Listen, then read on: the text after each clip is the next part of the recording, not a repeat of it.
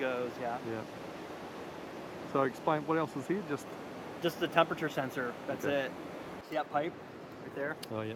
We have a ladder that gets down to it. You already be over there before the storm.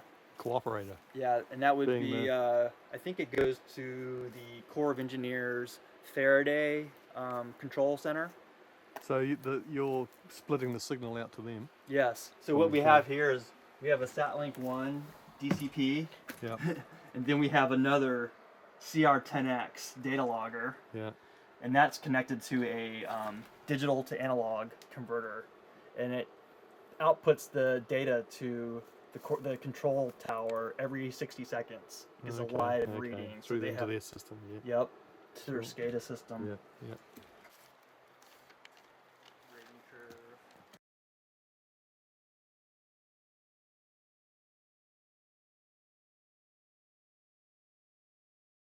Stuff the cable beside the rating. Let's see, that's the program. That's a program.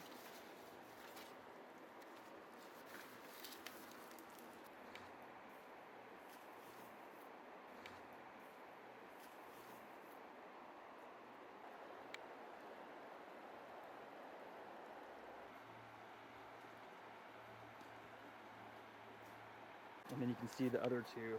There's one here. Oh, One there's one lower. Oh, yes, you have two, yeah. So you got 3 intakes here. Okay. Is that usual? Typically we'd have at least 2. Yeah. How often do you do your visits, Scott? About every 8 weeks. A couple of months, yeah. You could wait it here okay there, couldn't you? Today we could. Yeah.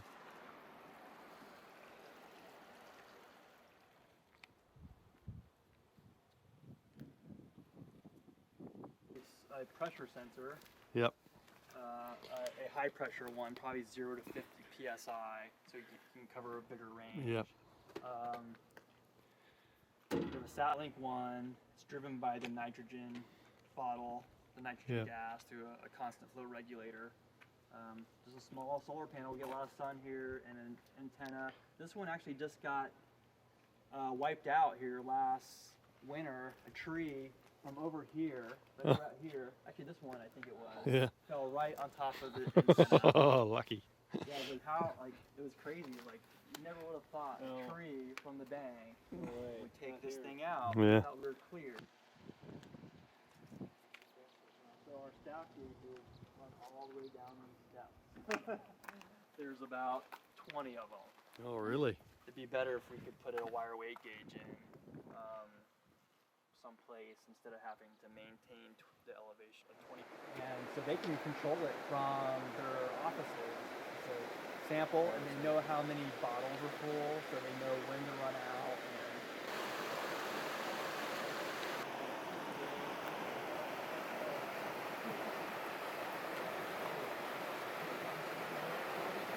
Over here, so we had to move it over there. It was located right in this little hole. And that's actually where our orifice line ended, but we ran it deeper last year.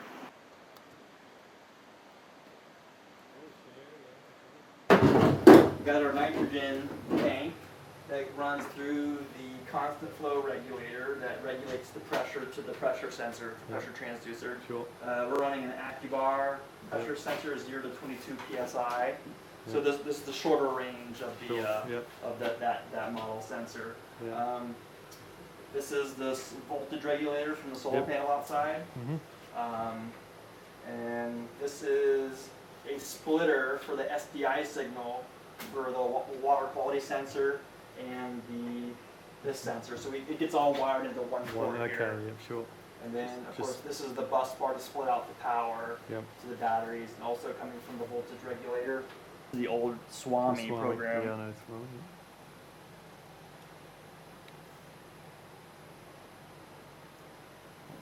Right here, 1413 8900 North Fork Bull Run.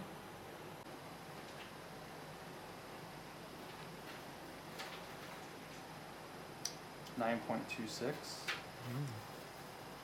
Celsius. there's a 1 foot dial right here, Okay, yep. and then there's this is your more graduated every 100th. Okay. And what I do is, Oh, you read it off the.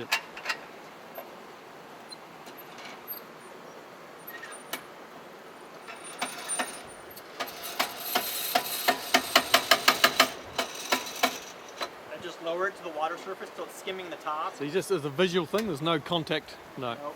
Visual. Some of them do have contacts in it. Yeah, so you got the But same. this one does not. I would Yeah. just get a visual. Yeah. Usually it makes a little dimple on the top of the Yeah. surface, and I would read it and give it, however accurate I can read it. Plus Yeah. or minus a couple hundredths, or maybe 500ths. Yeah. Or it could be a tenth or more during a higher flow event Okay. here. Yeah.